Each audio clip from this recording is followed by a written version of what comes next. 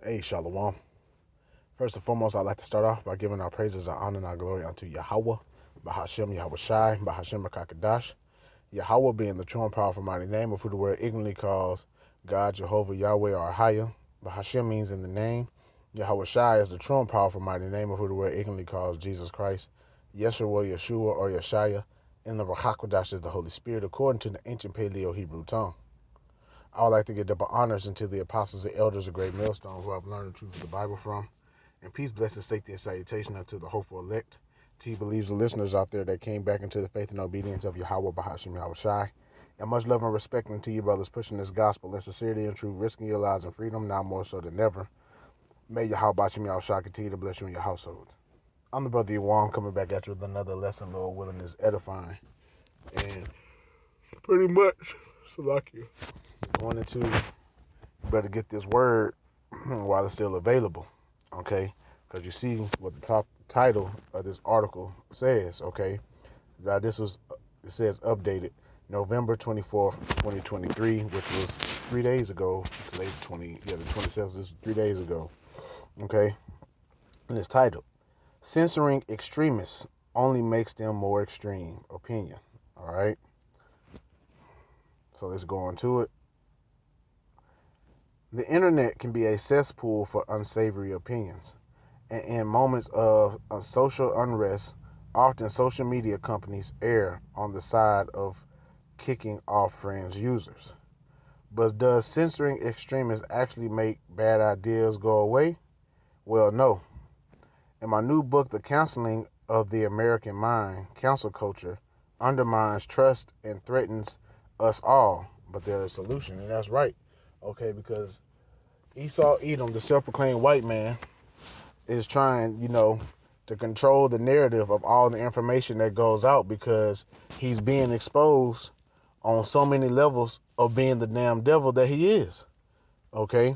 All his crimes and all his wicked deeds that he's done throughout since the Renaissance and on, how he treated the Israelites, the so-called Negroes, Latinos, and Native Americans here in America. All that stuff is starting to come out, man. And he wants to continue to look like the good guy on the earth. He wants to continue to be, regarded as Superman when he's really Homelander. Okay, for you guys that ever watched that Homelander movie, is pretty much an evil version of Superman, and that's really how Esau Edom is, man. Okay, he'll, my co-author Greg, I don't know how to pronounce it, Lukanov, and I agree that censorship doesn't actually stamp out bad ideas, and that's right because you can try, and what they call bad is the truth. Okay, scriptures say, "Woe unto them that call good evil and evil good." Okay, they trying to make the truth seem like it's a bad thing. Okay, well, really, it's a good thing. Yahweh Shah said, "The truth shall set you free." So they want to keep people in these mental prisons. They want to keep people's minds locked up.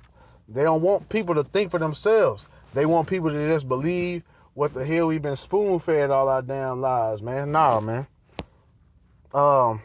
If anything, it usually makes extremism even more extreme. And us brothers that are out on the highways ahead, just starting with the apostles and elders of Great Millstone and all the brothers on down, they have us labeled as extremists.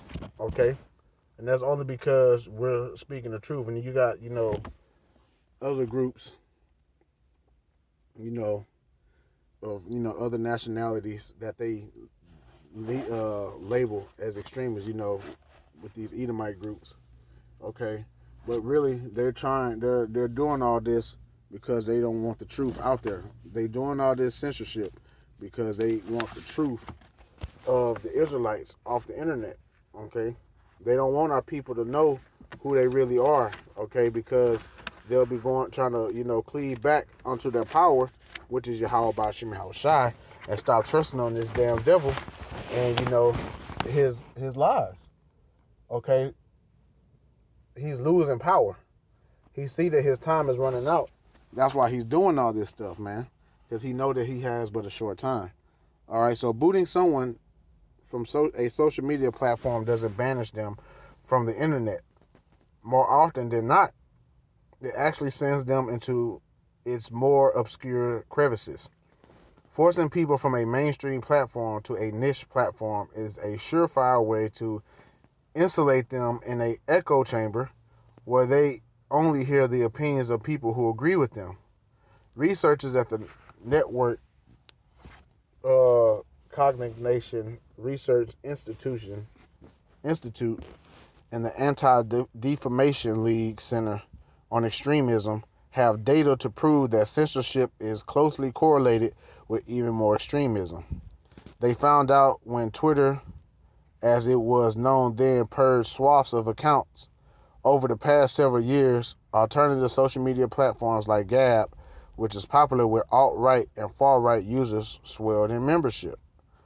Although Twitter's general manager proclaimed in 2012 that the platform was the free speech wing of the Free Speech Party, by 2016 the platform began rolling out mass bans of fringe accounts. And that's right, because they don't want us to have free speech, because they don't want the truth to come out. Okay? Remember how they did us on YouTube back during the pandemic, giving brother strikes, taking down pages. Okay, it's only going to increase more and more. Okay, they shadow banning brothers' videos. All right, they messing with the likes. It seemed like, hey, it's 2019 and 2020 all over again. The media platform emerged. The first purge of alt-right accounts in November 2016 coincided with a spike of users flocking to Gab, according to NCRI in the ADL.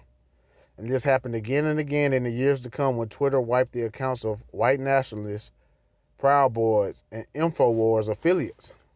All the while, use of the word ban skyrocketed on Gab. The researchers found out that months when a Twitter mass ban took place corresponded to more than double the percent of new members of Gab than a typical month. The worst possible way to fight extremism is sending extremists into underground cesspools riddled with positive feedback loops and confirmation bias. People who don't hear competing viewpoints tend only to descend deeper into a polarization spiral. Okay, and see, that's, mainly talking about them extremisms, okay, because, we view all sides of the board, but we just continue to believe in the truth because we look and see everything and see that it's bullshit, all right? That's why the scriptures say, study to show thyself approved and don't be ignorant of anything small or great, okay? We know about the lies and all that they use to try to come up against the truth and all that. And we, started with the elder apostles. We cut all those lies with the scriptures. Okay? Eventually they're going to shut down the internet. They're going to restrict people's access to the internet, and they're going to try to ban the Bible, man. In retrospect, social media censorship seems to have little to actually reduce the amount of hatred in the world, and if anything, just condense it. Harvard Law professor Cass Sunstein, sounds like a small hatter, who coined the law of group polarization, put it at best. People who are opposed to a minimum wage are likely, after talking to each other, to be still more opposed. People who tend to support gun control are likely, after discussing with one another, to support gun control with considerable enthusiasm. Although social media companies are understandably motivated to squelch out despicable views on their platforms, history has taught us doing so only makes matters worse.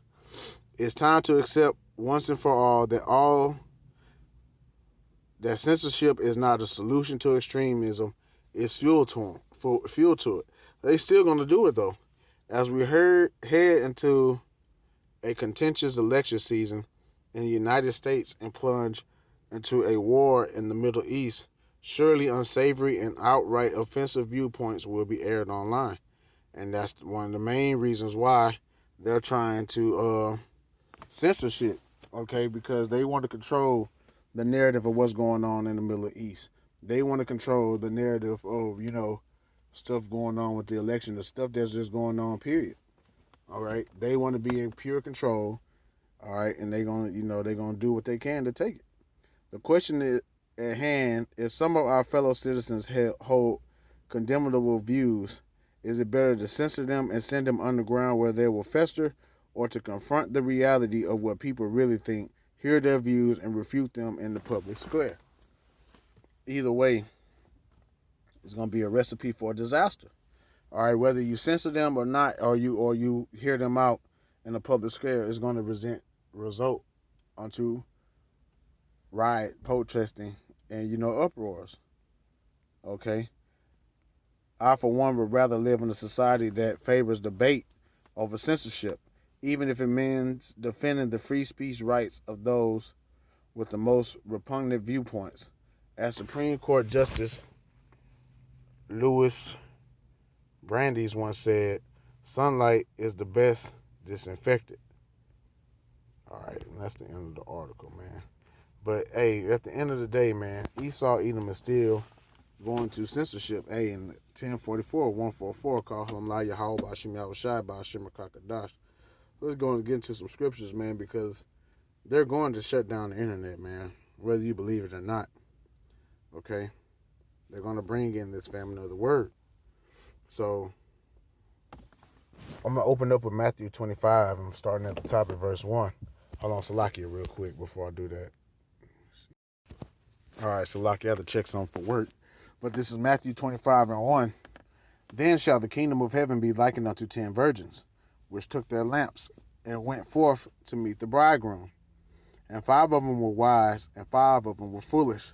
Okay, the wise virgins, Salakia, represents the 144,000 and the 1/3. Okay, represents the elect. And the 5 foolish ones represents the 2/3. Okay, so they that were foolish took their lamps and took no oil with them. The oil represents this wisdom, knowledge, and understanding of the Bible, the truth. Okay, and you got 2/3 in this truth that's not taking it seriously.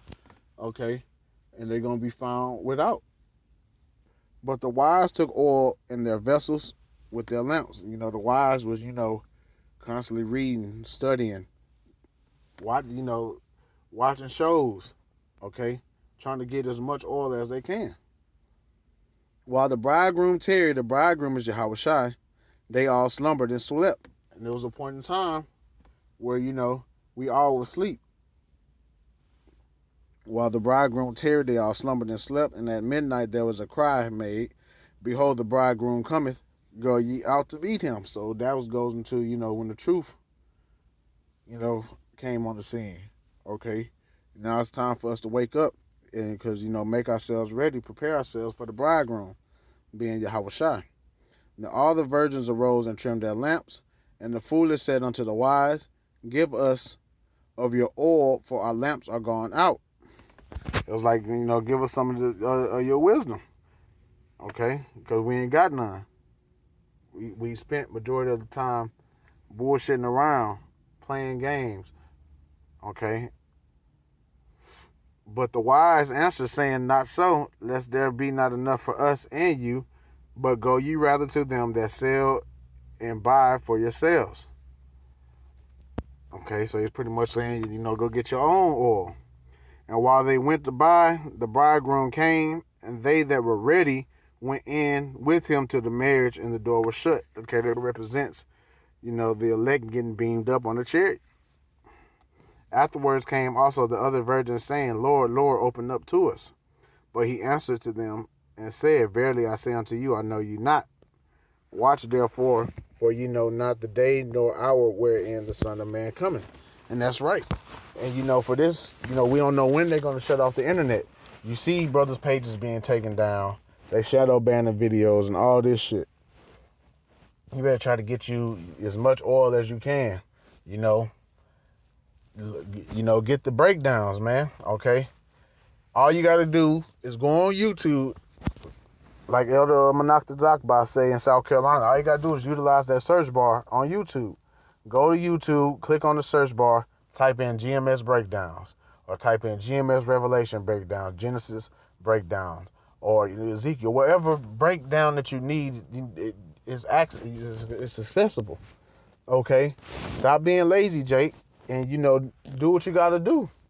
Okay, even if you're for all brothers, whether new or old. Okay, you need to try to brushing up, and what's the word I'm looking for? Try to tighten up in the spirit, man. Okay, because it's gonna come a point in time where we ain't gonna be able to get this information. All right, and then when they drop the famine of the word, you're gonna be out here stuck looking like Chuck. Being like, damn, shoulda, coulda, woulda. You don't want to be a shoulda, coulda, woulda Israelite, man. All right. Me personally, I've been trying to brush up on the breakdowns and all that stuff again, because you never know. People are about, we're coming in a time where people are going to be asking a lot of questions before they shut the internet down. Okay, and the scriptures say, always be ready to answer for what you believe, roughly paraphrase. Okay, so we got to do what we got to do. This is Amos chapter 8 and verse 11. Behold, the days come, said the Lord Yahweh, that I will send a famine in the land, not a famine of bread, nor a thirst for water, but of hearing the words of the Most High Yahweh Ba'ashem Yahushua. And they shall wander from sea to sea, and from north even to the east. They shall run to and fro to seek the word of Yahweh Ba'ashem Yahushua, and shall not find it. All right, and that's true. Okay, and that's gonna be those 5 foolish virgins running to and fro, trying to find the knowledge, but they weren't able to find it. Okay, and then they came back saying, "Lord, Lord," and Yahushua said, "I never knew you." Okay, because you was playing games. You was that was some lukewarm shit that them 5 foolish virgins did. That was some lukewarm shit, waiting to the last minute, and that's something that Jake does bad, man. Okay, need to be seeking the Lord while he may be found, man. Okay, this is Proverbs chapter 4 and verse 5. Get wisdom, get understanding, forget it not, neither decline from the words of my mouth. Forsake her not, her is talking about wisdom, and she shall preserve thee. Love her, and she shall keep thee. Wisdom is the principal thing. Therefore get wisdom, and with all thy getting, get understanding. And that's right.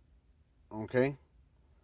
So, and why is that? Why we need to, try to get wisdom as much as possible. All right? Let me answer that for you. This is Isaiah 33 and 6. And wisdom and knowledge shall be the stability of thy times, and strength of the salvation. The fear of Yahweh Ba'ashem Yahushua is his treasure. So that wisdom, knowledge, and understanding of these scriptures was going to keep us stable in the time to come. While everybody else is, tripping balls, we going to be, in a stable mind state, right? Because we already know what's going on. We know the game plan. We just got to wait on the Lord. Okay? Isaiah 55 and 6, seek ye Yahweh while he may be found. Call ye upon him while he is near, because when that famine of the word comes, that's it. The doors of grace and mercy are going to close. Okay? Let the wicked forsake his way, and the unrighteous man his thoughts, and let him return unto Yahweh Ba'ashem Yahushua. That's going into repenting. And he will have mercy upon him and to our God, for he will abundantly pardon. So, now it's not the time to be playing games, man. Each day is a day closer. And I'm going to close out with this. This is Ecclesiasticus, also known as the book of Sirach, chapter 5 and 7. Make no tarrying to turn to the Lord, and put not off from day to day.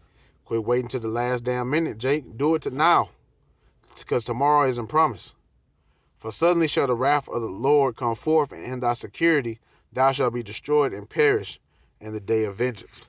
So don't be like them 5 foolish virgins on some lukewarm stuff, man. Be on fire and make good use of your time and get this word while you can. Okay?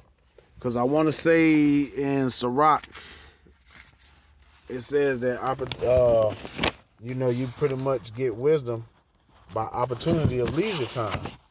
Okay, so you gotta utilize your time. Hey, because that's something that we can't get back is time. Time is very precious. Okay, Yeah, Sirach 38:24. Wisdom comes by opportunity of leisure time. Okay? So I'm going to go ahead and close out giving our praises, honor, and glory unto Yahweh, Ba'ashem, Yahweh Shai, Ba'ashem, Rakakadash. I pray and hope that this lesson was edifying. All right? Hey, quit putting it off the day to day, man. Get this wisdom, get this oil while it's still available. Shalom.